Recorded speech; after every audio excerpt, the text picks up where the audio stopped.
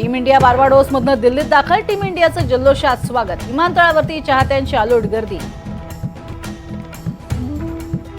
Team India दिल्लीत दाखल. विमानतळाबाहेर चाहत्यांकडनं जोरदार जल्लोष. पहाटेपासून चाहत्यांची विमानतळाबाहेर अलोट गर्दी.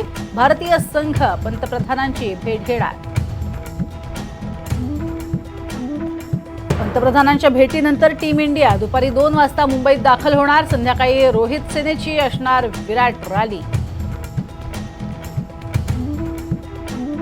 टीम इंडियाच्या विजयासाठी संध्याकाळी मुंबईमध्ये रोहित सेनेची विराट रॅली. रॅलीसाठी वाहतूक मार्गात बदल. नरिमन पॉइंट ते वानखेडे स्टेडियम पर्यंत वाहतूक मार्गात केले जाणार बदल. लोणावळ्यातल्या भुशी डॅम दुर्घटनेतील मृतांच्या कुटुंबियांना प्रत्येकी 5 लाखांची मदत. उपमुख्यमंत्री अजित पवारांची घोषणा.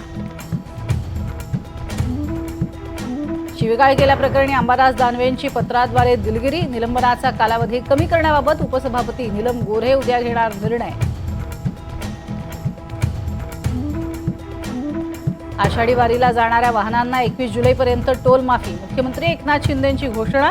ते एसटी महामंडळाकडूनही 5,000 अतिरिक्त बसेस सोडणार. उत्तर प्रदेशच्या हाथरसमधील सत्संगातल्या चेंगराचेंगरीतल्या बळींचा आकडा 121 वर. प्रवचन देणारा भोलेबाबा फरार. तर न्यायालयीन चौकशीची योगी आदित्यनाथांची घोषणा.